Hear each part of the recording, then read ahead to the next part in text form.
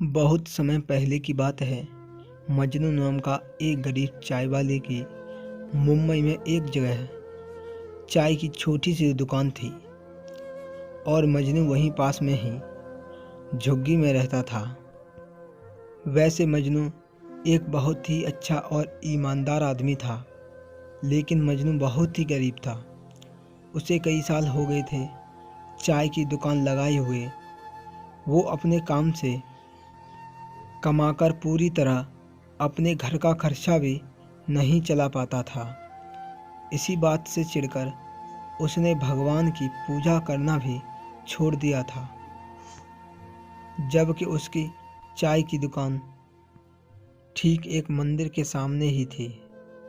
मजनू का एक लड़का और एक लड़की रोज दुकान पर उसकी सहायता भी करवाने आते थे और मजनू दिल का इतना अच्छा था कि वो रोज ही उसकी दुकान पर आने वाले कुत्ता जैसे बिल्ली जानवरों को भी दूध पिलाता था।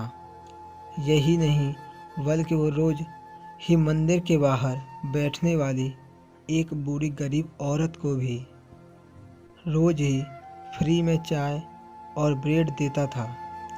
लेकिन वो कभी भी उस मंदिर की तरफ बिल्कुल भी ध्यान नहीं देता था।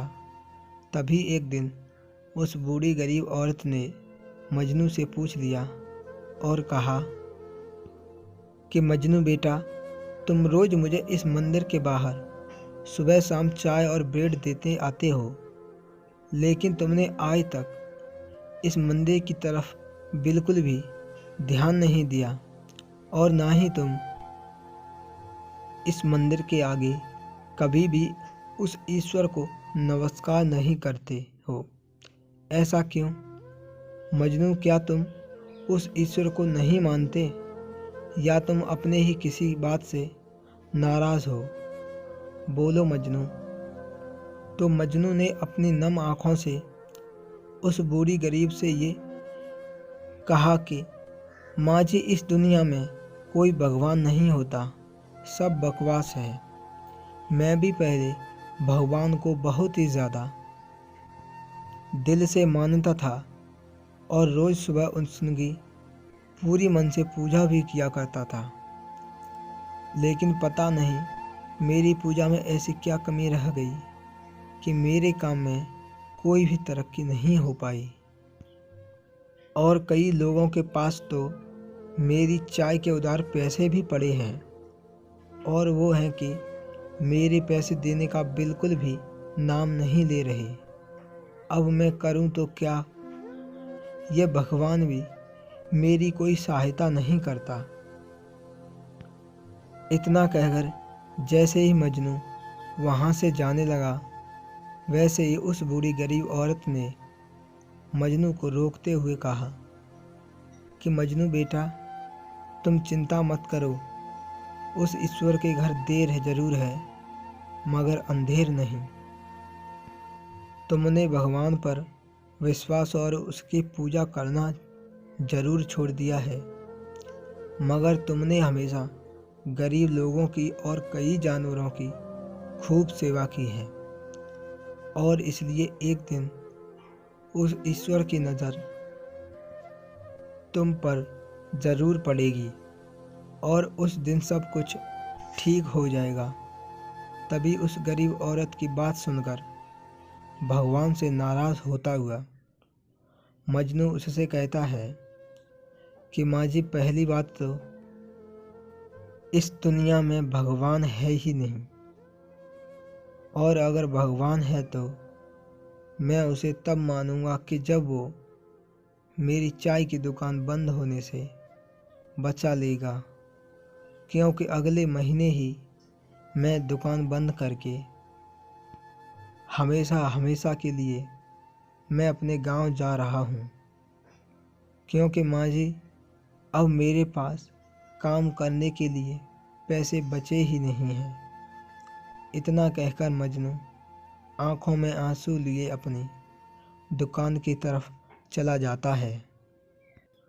तभी वो बूढ़ी गरीब औरत भी उस चाय वाले के लिए उस मंदिर में प्रार्थना करती हुई कहती है हे प्रभु, मजनू नेक एक आदमी है।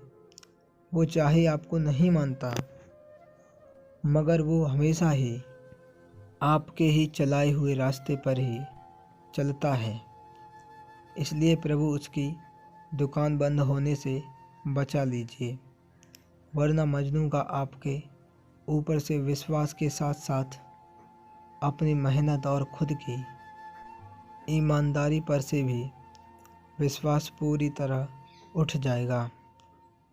तभी कुछ ही दिनों के बाद शाम के समय मजनू अपनी दुकान को अपने ठिए से हमेशा हमेशा के लिए हटा रहा था,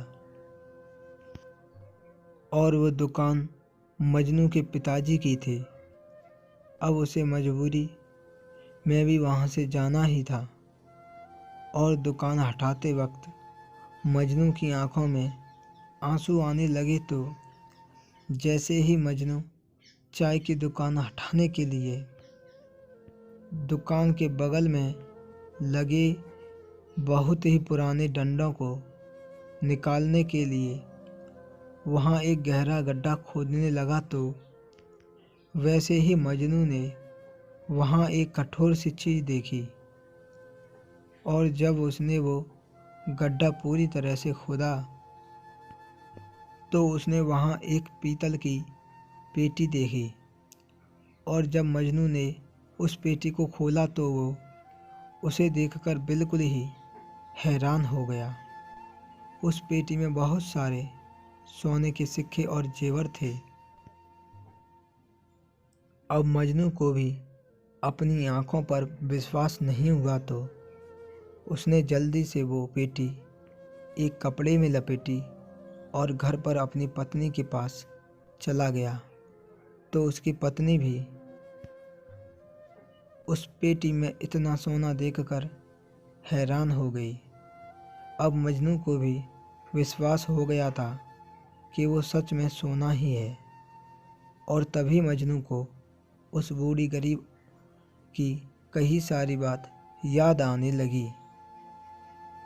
उसने कहा था कि भगवान के घर देर है मगर अंधेर नहीं, और अब मजनू अपनी पत्नी के आगे ये कहकर रोने लगा कि न जाने मैं कब से भगवान की निंदा करता हुआ आ रहा हूँ, जबकि आखिर में उसी ने मेरी सहायता की है। शायद यह सारा खेल उसी का ही था।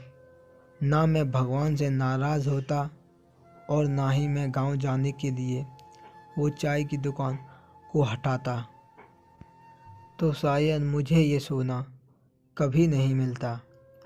अब मजनू अगले दिन ही सुबह सुबह उस मंदिर में गया और भगवान की पूजा करके उसका शुक्र अदा किया, और बाद में उस मंदिर के लिए बाहर बैठी उस बूढ़ी गरीब औरत के पैर छुए, और उसको उसी समय वो अपने घर ले जाकर उनको सारी बात बता दी।